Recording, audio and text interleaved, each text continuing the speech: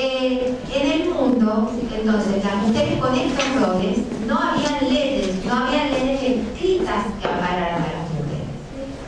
Acá en la Argentina, el Código Civil argentino, que se dictó en 1869 por Vélez Arfiel, un genio del derecho, consideraba a las mujeres incapaces de hecho.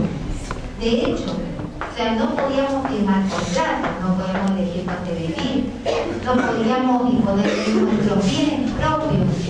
O sea, esto pasaba en Argentina hace 150 años atrás, no hace 1000 años atrás. Esto ha ido cambiando en generaciones y generaciones. Y bueno, esto ha sido el producto de muchas cosas. Tuvo mucho que ver la Revolución Francesa, donde muchas mujeres, además de plantearse las ideas de igualdad, fraternidad y libertad, igualdad y fraternidad de la Revolución Francesa, que no era tanta igualdad como decían los revolucionarios franceses, porque hubieron mujeres que empezaron a escribir y se atrevieron a pedir algunos derechos de la Revolución Francesa. En ese momento, a pesar de que haya pasado eso, las primeras mujeres que se animaron a pedir algún derecho civil para las mujeres terminaron en la guillotina con muchos otros políticos que reclamaban otras cosas, o los mismos monarcas destronados, ¿no? O sea, que tampoco en la Revolución Francesa se lograron leyes escritas, y recién vamos a ver que aparece, luego de las dos guerras mundiales, un fenómeno que tiene que ver con esto. Primero, los hombres en la guerra y las mujeres que tienen que salir a trabajar y a sustentar los hogares. Esto fue un hito histórico bastante importante, pero estamos en 1900. Acuérdense que ya estamos en el siglo XX. En el siglo XX, entonces, ¿qué pasa? Después de las posguerras, además de haber descubierto estos genocidios espantosos que pasaron, no solamente de judíos en Alemania, sino muchas mujeres muertas, niños, mujeres, y no solamente judíos muertos, mujeres violadas. Ustedes saben que en las guerras normalmente una práctica muy usual es que destruir las razas enemigas, lo que se utiliza para destruir una raza enemiga es violar a las mujeres para embarazarlas de las nuevas razas que dominan. Entonces, generalmente las mujeres son violadas. Entonces, después de estas terribles atrocidades que sí sucedieron, y que parece que lo único que aparece como el gran genocidio ha sido nada más que lo que pasó en Alemania, que no fue pacífico, que fue en toda Europa devastador, aparece un grupo que dice, bueno, hay determinados señores que gobiernan países que no pueden tener este poder inconmensurable. Obviamente estoy hablando de Mussolini y estos líderes políticos que tomaron el poder en sus manos y hicieron estas atrocidades de este nivel. Al pasar esto, ¿qué pasó? Organismos internacionales o muchos países se unieron y dijeron, bueno, vamos a hacer leyes que estén por encima de los países, para que esto no vuelva a suceder. Y esto es lo que llamamos en derecho el nacimiento del derecho internacional. El derecho internacional público nace justamente después de la posguerra. Y la primera manifestación es esta, la Declaración Universal de Derechos Humanos de la ONU de 1948.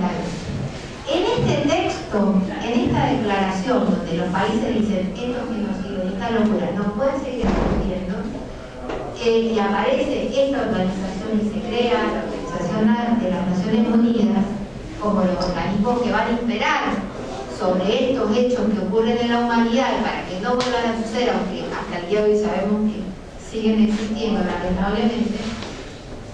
Al crear esta declaración, fue la primera vez que se escribió en un texto, fíjense, en 1948, yo les estaba hablando de 10.000 a.C., cuando empecé a hablar recién.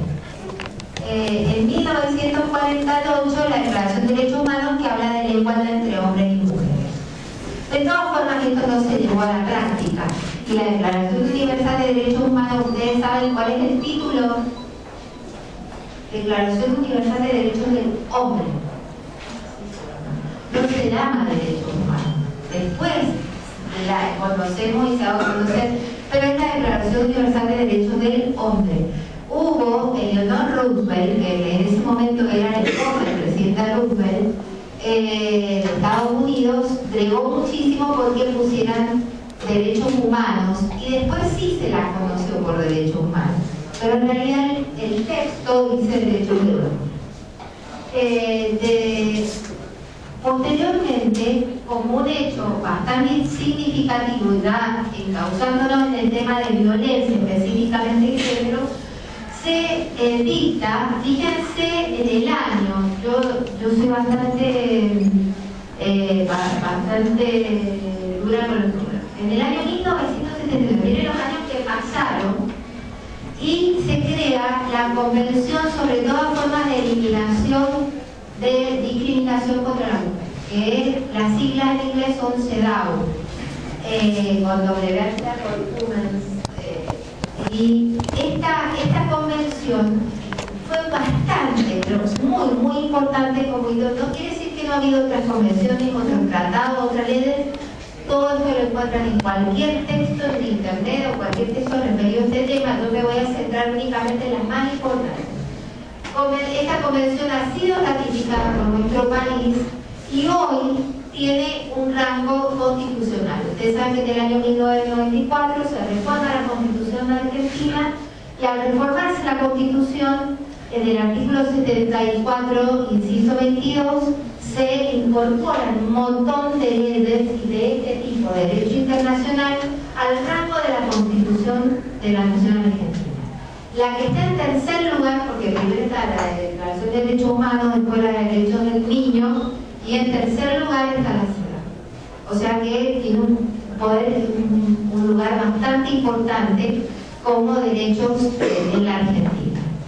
¿Qué pasó? Que a pesar de que todo este rango que se le ha dado, la convención no se aplicaba. O sea, los países que la suscribieron, porque acá, ustedes imagínense que se juntan varios países y dicen, bueno, vamos a hacer leyes que igualen los derechos de las mujeres, pipí, pupú.